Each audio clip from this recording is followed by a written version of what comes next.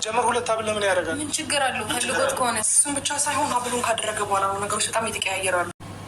ሰላም ጤና ይስጥልኝ ውድ የተከበራችሁ ቤተሰቦች እንዴት ናችሁ? ተመልሰናል ማለት ነው እና መግቢያው ላይ እንደሰማችሁት ምንድን ያለው ሀብሉን ካደረገ በኋላ ነው የተቀያየረው ብላለች ሄርሜላ ማለት ነው። አስባችሁታል እንግዲህ ወንድ ልጅ ሁለት ሀብል አያደርግምና አውልቀው እየተባለ ነው። ዴቭ ጎበዝ በርታ እንግዲህ ያውልቅና እሱ እኮ ካወለቀ እንትኑ ማለት ነው ሩታም ነጻ ትወጣለች። ምክንያቱም በሰዎች ዘንድ ሩታ ነች ያደረገችበት ወደ እሷ እንዲመጣ ብሎ አስተሳሰብ ስላመጣች በህዝቡ ዘንድ ሩታም ነጻ እንድትወጣ ሀብሉን አውልቆ ብናይ ጥሩ ነበር። ግን አላወለቀም፣ እምቢ አለ። ምክንያቱም ምን ይሆን አይታወቅም። ኤፍሬምም ሀብሉ እንዲወልቅ አልፈለገም፣ ሩታም ሀብሉ እንዲወልቅ አልፈለገችም። አያችሁ አይደለ? ለምን? ይሄ ራሱ ጥያቄ ነው። ገባችሁ አይደል?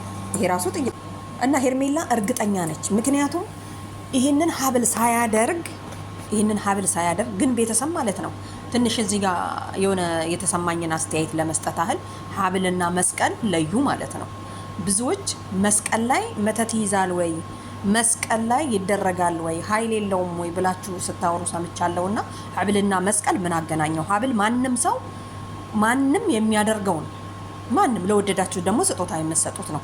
መስቀል ግን ሃይማኖት ላይ የተመሰረተ ነው።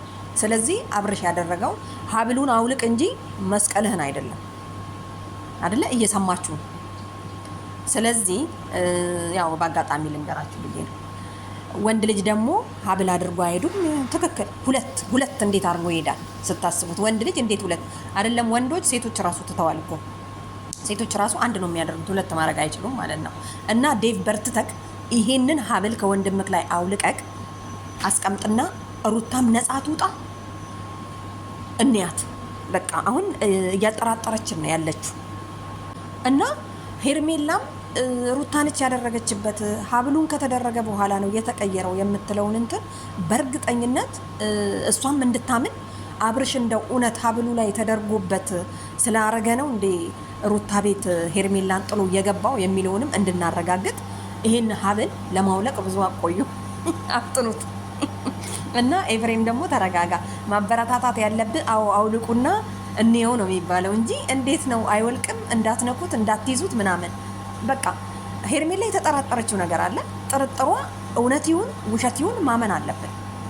ይሄ ልጅ እኮ በሌላ ነገርም እኮ ተሰርቶበት ሊሆን ይችላል፣ ወይም ደግሞ በሽታም ሊሆን ይችላል፣ ወይም ደግሞ ፍቅሩ ሀገር ሽቶበት ወደ ሚስቱ ወደ ልጇ አባት እናት ቤት ተመልሶ ሊሆን ይችላል። ስለዚህ ሚስቴ የሰጠችኝ ስጦታ ነው የማፈቅራትና የምወዳት፣ ስለዚህ አላወልቅም ነው ያለው። አስባችሁታል? እና ይሄ ሀብል ብቻ ወልቆ መጨረሻውን አይተን። ስለዚህ ኤፍሬም ተረጋጋ። አዎ ማስገደድ በግዳጅ ሰውን በግዳጅ ማስፈቀር እንትን ማለት አይሆንም። ስለዚህ ሄርሜላ የሆነ ነገር ያረጋገጠችው ነገር አለ። በቃ አውልቁና ምክንያቱም እኔ ሩታን እየጠረጠርኩ ነው ለምሳሌ፣ ሌሎቹ ደግሞ ሄርሜላን እየጠረጠሩ ነው። እንደውም እኔ አቤልም እጁ አለበት እያልኩኝ ጠረጠርኩ፣ ቀን ላይ ሳየው ማለት ነው። ምክንያቱም እጄን አውጥቻለሁ ምናምን የሆነ በጣም መለፍለፍ ስላበዛ ጠረጠርኩ። አዎ እንግዲህ ኤፍሬም አሁን ተውት። ለምንድን ነው የምትጠይቋት? ለምንድን ነው አውልቁስ የምትሉት? ሀብሉ ይቀመጥ ሂዱልኝ። ሲጀመር ሲገቡ ራሱ አናስገባም። ሰው መከበር አለበት። ምክንያቱም አንድ ሰው አንዱን ከወደደ አንድን ሰው ተከትሎ ከመጣ ለዛ ሰው ክብር ስትል ለዛ ሰው የምትወደው ከሆነ ለምን 10 ሰው ይዞ አይመጣም? ግድ ማስገባት አለበት። ትንሽ መኮሳተር ያለባት እንትና ነች ሩታ። ምክንያቱም ባሌን የነጠቀችኝ ሴት እኔ ቤት መጣች ብላ በዘነዘና ነበረ እንደው ሚዛን መውጣት ያለባት ማለት ነው። እና ቤተሰብ ምን ለማለት ፈልጌ መሰላችሁ? እንደ እውነት ሰው ላይ እንዲህ አይነት ነገር አሰርቶ ስለተደረገ አይምሮን መቀየር ይችላል ለምትሉት ሊቀየር ይችላል። ለጊዜው የሆነ ነገር ስልጣን ይኖረዋል፣ ግን ለጊዜው ነው፣ ይከሽፋል። ስለዚህ አብርሽ አሁንም ጤነኛ አይደለም ለምትሉት አዎ ፈዟል። አሁንም አልነቃም። መናገር ራሱ እኮ አይችልም። አንድ ቃል ተናግሮ እንግዲህ ቡዜ ስትናገር አብርሽ እንደዚህ አይደለም የነቃ ሰው ነው፣ ድሮ ሰው የሚለውን ራሱ አይሰማም። ይሄንን ሀብል ካደረገ በኋላ ፈዟል። በጉልበት ሩታ እጇ አስገብታለች ነው የሚባለው ማለት ነው። እንግዲህ በጉልበት የሚሆን ነገር የለም። እኔ እንደውም ሩታም ሆን አላስገባውም። ለምን አትሉ? ሄዷል። አንዴ ከሄደ ምን ሊሰራ ነው ተመልሶ የሚመጣው? ምክንያቱም ሩታ የሆነ ነገር ስለምትፈልግ አብርሽን ጨብታ ይዘዋለች። እንደኔ ሀሳብ አይመስላችሁ? እናንተ ራሱ እስቲ አስቡ። አንድን የሄደ ሰው መልሶ ለማምጣት የሆነ ነገር ባታስቡ፣ የሆነ ተንኮል ባታስቡ ያንን ሰው አመልሱትም። ምክንያቱም ሄዷል። አንዴ ሄዷል። መመለስ ይቻላል ወይ? የሄደን ሰው መመለስ ይቻላል ወይም? ሸፍቶ እኮ ነው ሄደው። አያችሁ አይደለ? ሄርሜላ ጋር ሄዶ የገባል ልጅ ካስረገዘ በኋላ እንዴት ነው ተመልሰና? ይሄ ራሱ መጠየቅ አለበት። በደንብ መሰራት አለበት። አብርሽ ግን ከበፊቱ ትንሽ የተወሰነ ነቃ ያለ ይመስላል። ያው መንፈስ ሲነቃበት ይባንን የለ ለዛ ነው መሰለኝ። እና ኤፍሬም ደግሞ አታካብድ። በደንብ እንዲጨብጠክ መያዝ የለብህ። ታናሽ ወንድም አይደለህ እንዲ? አክብረው አለች እኮ።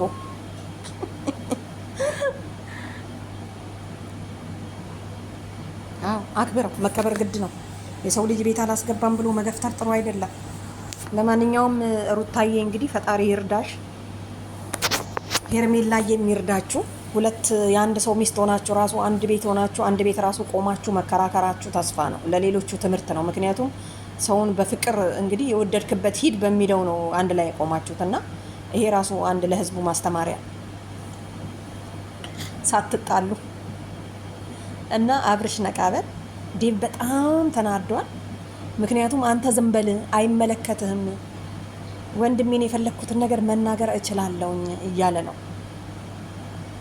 ሄርሜላንማ አፋፏን ነው የሚላት ኤፍሬም። እንዴት ትናገር? ዝም በይ እኔ ከአንቺ ጋር አላወራውም፣ ዝም በይ እኔ ከሱ ጋር ነው ያወራሁት አይባልም።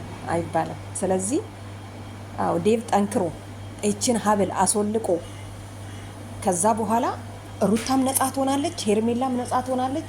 እንግዲህ አብርሽ ደግሞ ነጻ ሲሆን ያው መቼም ይሄ ልጅ እኮ ካልዳነ የሆነ ቦታ ይሄድና መንፈሳዊ ቦታ ወስዳችሁ ይለፍልፍና ወይ ሄርሜላ ናት ወይ ደግሞ ሩታ ነች ወይ ደግሞ እንትና ነው።